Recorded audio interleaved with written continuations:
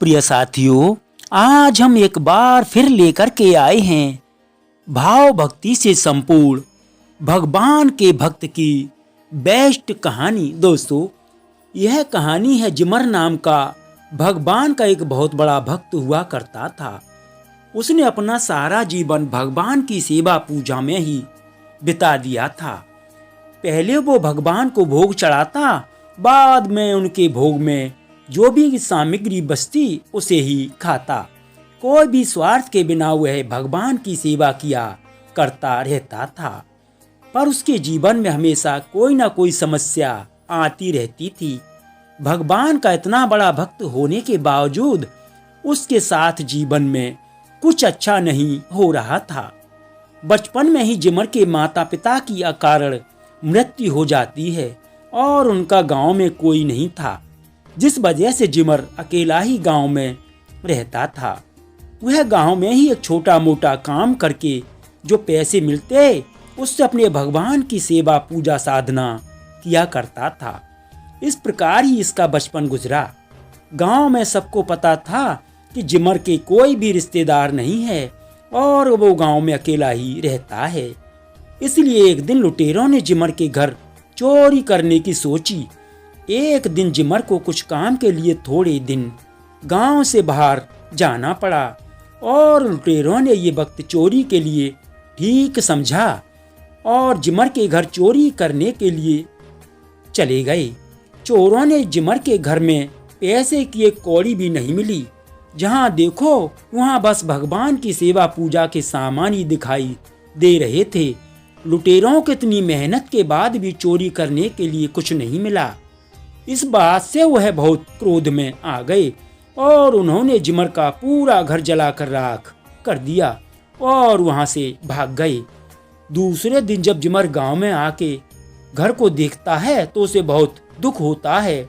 दुख उसे इस बात का नहीं था कि उसका घर जल गया, दुख उसे इस बात का था कि भगवान की सारी सामग्री जल गई थी और अब वे उनकी सेवा पूजा कैसे करेगा। यही बात सोचते सोचते हुए एक पेड़ के नीचे सो गया। भगवान जिमर की भक्ति और करुणा से बहुत खुश हो गए और वो स्वयं रात को जिमर के पास पेड़ के नीचे ही सो गए। दूसरे दिन जब जिमर ने अपनी आंख खोली तो देखा कि साक्षात भगवान उसके पास बैठे हुए थे। जिमर भगवान के पैरों में गिर गया और कहा, मेरा जीवन धन्य हो गया प्रभु। जिमर के मन में एक संदेह था और उसका निवारण भगवान स्वयं करे, ऐसा जिमर चाहता था।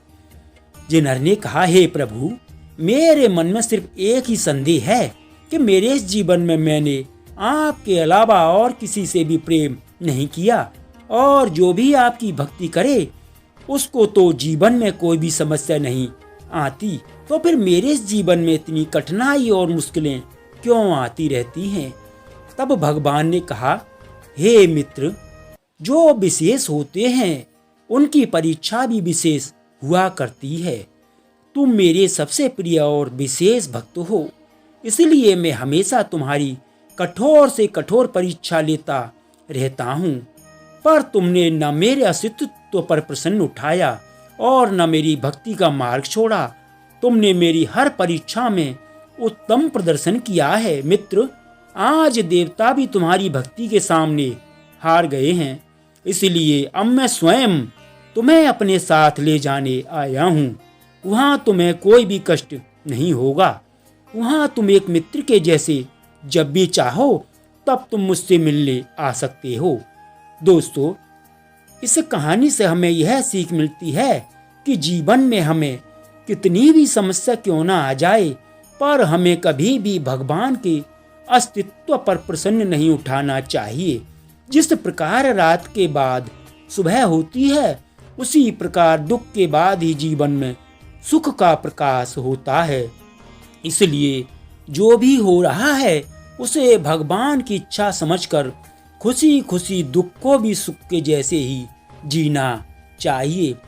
प्रिय साथियों, भगवान सबकी परीक्षा लेते हैं। कभी इंसान को कठिनाइयों से, दुखों से घबराना नहीं चाहिए। दोस्तों, इंसान को सदा तन मन धन से भगवान के भक्ति भाव में लीन रहना चाहिए। दोस्तों, यह भक्तिमय कहानी आपको कैसी लगी, एक बार कमेंट करके जरूर बताएं। दोस्तों, कहानी सुनने के लिए बहुत बहुत धन्यवाद।